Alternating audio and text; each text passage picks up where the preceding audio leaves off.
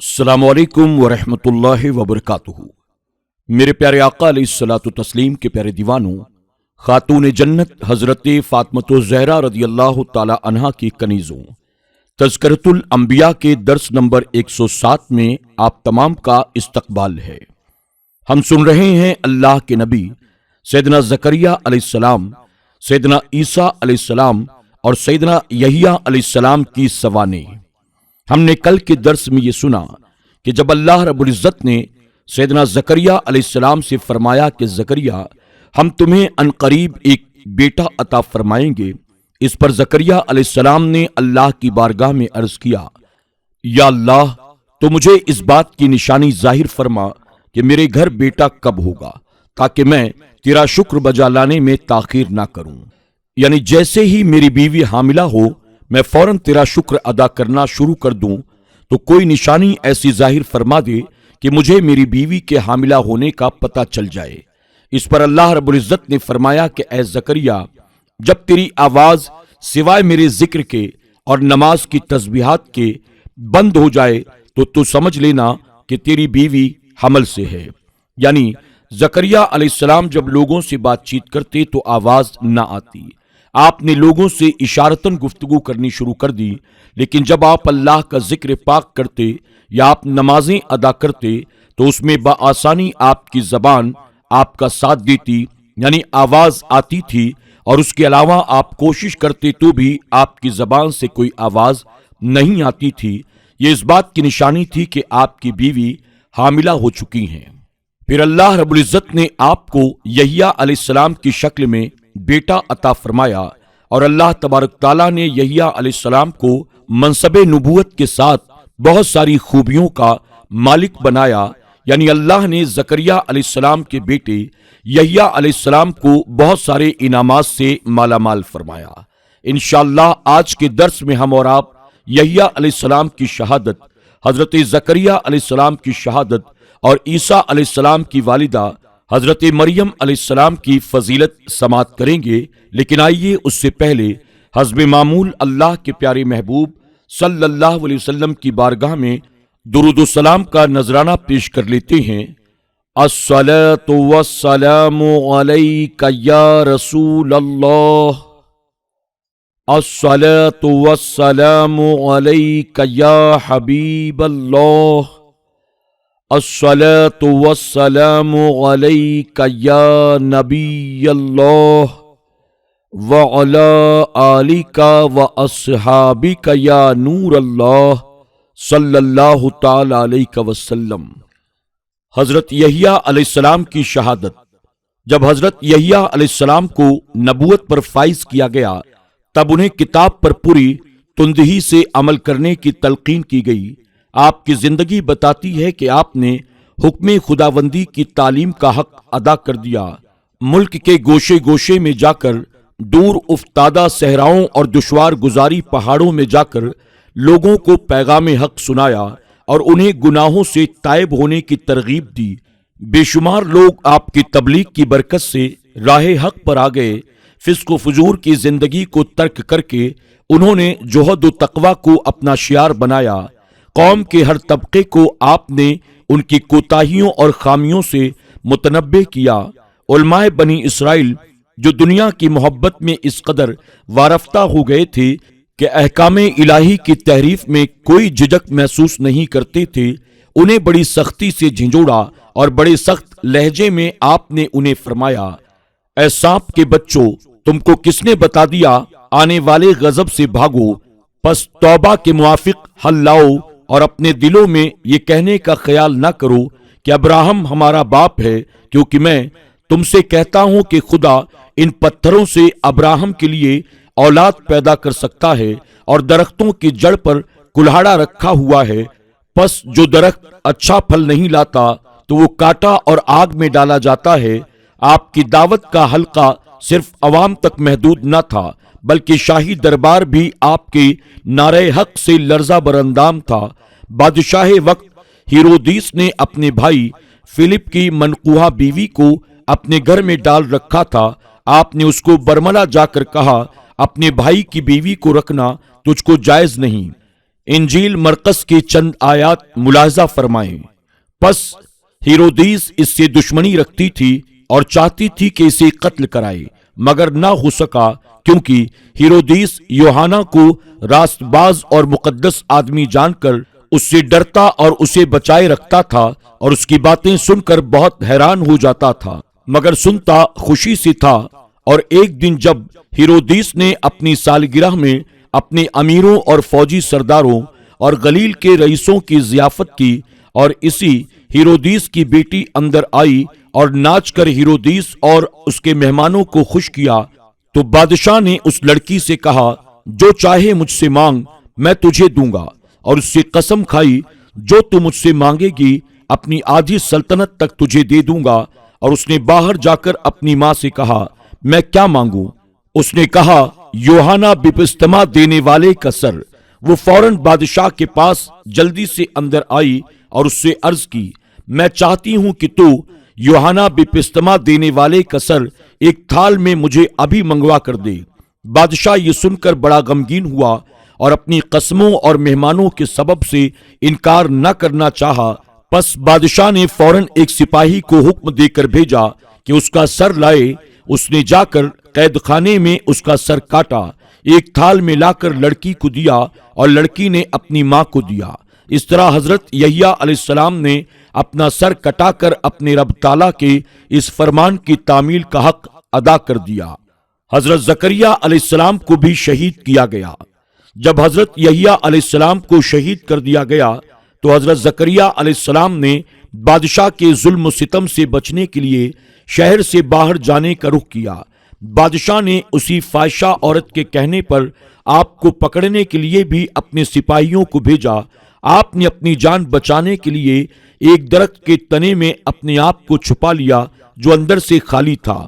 آپ کو درخت کے اندر خالی تنے میں جب پایا گیا تو ان لوگوں نے درخت کو اوپر سے نیچے آرے سے کاٹ دیا، یعنی اس طرح آپ کے جسم کے 2 ٹکڑے کر کے آپ کو شہید کر دیا۔ خیال رہے کہ جان کی حفاظت کا وعدہ صرف نبی کریم صلی اللہ علیہ وسلم سے رب تعالیٰ نے فرمایا، اور اللہ تعالیٰ آپ کو لوگوں سے بچائے رکھے گا۔ اور دوسرے رسولوں سے جو نصرت کا وعدہ فرمایا، اس سے مراد یہ ہے کہ تم اتنے بڑے لوگوں کی مخالفت کے باوجود میرے احکام ان تک پہنچا سکو گے، تمہارے دلائل کا وہ کوئی جواب نہیں دے سکیں گے، اور تمہارے بدلے میں ان کے کئی آدمیوں کو قتل کروا دوں گا۔ جب دوسرے انبیاء اکرام علیہ السلام کو لوگوں سے بچائے رکھنے کا وعدہ نہ فرمایا تو ان 2 آیات میں کوئی تعرض نہیں۔ وہ بنی اسرائیل انبیاء اکرام علیہ السلام کو ناحق قتل کرتے، یعنی وہ خود بھی سمجھتے کہ ہم ظلم کر رہے ہیں، ہمیں قتل کرنے کا کوئی حق نہیں پہنچتا۔ بے شک ہم اپنے رسولوں کی امداد کرتے ہیں، یعنی دلائل اور حجت اور ظاہری غلبے میں۔ حضرت مریم علیہ السلام کی فضیلت۔ اور جب فرشتوں نے کہا، اے مریم، بے شک اللہ تعالیٰ نے تجھے چن لیا ہے اور خوب ستھرا کیا، اور آج سارے جہان کی عورتوں سے تجھے پسند کیا، اے مریم اپنے رب کے حضور ادب سے کھڑی ہو، اس کے لیے سجدہ کر اور رکوع والوں کے ساتھ رکوع کر۔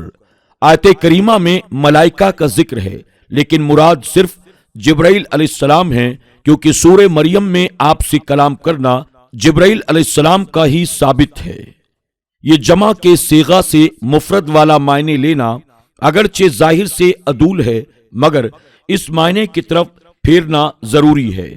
حضرت مریم علیہ السلام کے 3 وصف بیان کیے گئے: چن لینا، پاک ستھرا کرنا، اور جہان کی عورتوں پر پسند کرنا۔ پہلی صفت کا مطلب یہ ہے کہ آپ سے پہلے کسی مؤنث کو بیت المقدس کی خدمت کے لیے اجازت نہیں دی گئی، صرف آپ ہی کو اس مقصد کے لیے چن لیا گیا تھا۔ آپ کی والدہ نے آپ کو دودھ نہیں پلایا تھا، بلکہ پیدا ہوتے ہی بیت المقدس میں حضرت زکریا علیہ السلام کے سپرد کر دیا تھا۔ اللہ تعالیٰ نے مریم کو جنت کے کھانے عطا کر کے خصوصیت عطا فرمائی۔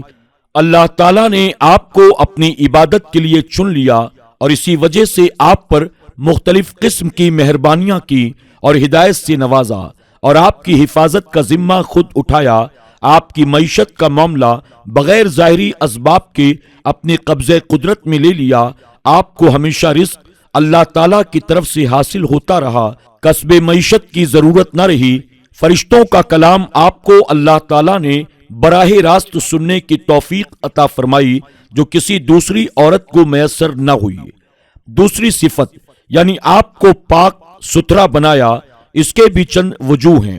کفر و معصیت سے آپ کو پاک رکھا، آپ کو مردوں کے چھونے سے پاک رکھا، آپ کو حیض سے پاک رکھا، کیونکہ بیان کیا جاتا ہے آپ کو حیض نہیں آتا تھا، اور آپ کو برے افعال بری عادت سے پاک رکھا، اور آپ کو یہودیوں کی تہمت جھوٹ اور چمی گوئیوں سے بری فرمایا۔ بہتر یہ ہے کہ معنی عام ہی مراد لیا جائے، یعنی آپ کو حسی اور معنوی اور جسمانی تمام عیوب سے پاک بنایا۔ تیسری صفت، آج سارے جہان کی عورتوں پر تجھے پسند کیا۔ اس مسئلے میں اہل علم کے مختلف اقوال ہیں۔ حضرت مریم جہان کی تمام عورتوں کی سردار ہیں، یا کہ آپ کو حضرت خدیجہ، حضرت عائشہ صدیقہ اور حضرت فاطمہ الزہرا رضی اللہ تعالی عنہا پر فضیلت حاصل نہیں۔ اعلی حضرت مولانا احمد رضا خان فاضل بریلوی نے لفظ آج بڑھا کر اپنا مختار قول بیان کر دیا کہ حضرت مریم کو اپنے زمانے میں تمام عورتوں پر افضلیت حاصل تھی، ہر زمانے میں ہر عورت پر فضیلت حاصل نہیں۔ یہی قول اسی آیت کے تحت محشئی جلالین کا بھی ہے۔ وہ فرماتے ہیں کہ آپ کو بغیر باپ کے عیسیٰ علیہ السلام کا عطا ہونا اگرچہ آپ کی خصوصیت ہے، لیکن اس سے یہ لازم نہیں آتا کہ اس فضیلت کی وجہ سے آپ کو مطلقاً فضیلت حضرت عائشہ، حضرت فاطمہ الزہرا رضی اللہ تعالی عنہما پر حاصل ہو جائے، اگرچہ یہ فضیلت ان دونوں کو حاصل نہیں، لیکن ان دونوں کے فضائل کثیر ہیں جو احادیث مبارکہ میں مذکور ہیں۔ وہ فضائل حضرت مریم کو حاصل نہیں، اس لیے فاطمہ اور عائشہ رضی اللہ تعالی عنہما کو تمام جہان کے ابتدا آفرینش سے لے کر قیامت تک آنے والی تمام عورتوں پر فضیلت حاصل ہے۔ یہی محققین علماء کرام کا مذہب ہے۔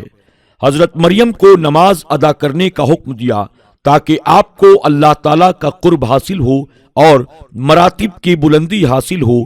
سجدے کا حکم رکوع سے پہلے دیا، اس لیے کہ واؤ ترتیب کے لیے نہیں آتی، یعنی ذکر کرنے سے یہ لازم نہیں آتا کہ سجدہ ادا بھی پہلے کیا جائے، البتہ پہلے ذکر کرنے کی وجہ یہ ہو سکتی ہے کہ نماز کے تمام ارکان میں سے سجدہ سب سے زیادہ افضل ہے، اس کی فضیلت کے پیش نظر ذکر پہلے کر دیا گیا ہو۔ رکوع کرنے والوں کے ساتھ رکوع کرنے کا حکم دے کر یہ کہا گیا کہ نماز جماعت سے ادا کرو، اور اس مسئلے کی طرف بھی اشارہ کر دیا گیا کہ جس شخص نے امام کے ساتھ رکوع میں نماز کو پا لیا اسے وہ رکعت مل گئی۔ اعتراض، حضرت مریم کو جماعت کے ساتھ نماز پڑھنے کا حکم کیسے دیا گیا حالانکہ وہ ایک جوان لڑکی تھی؟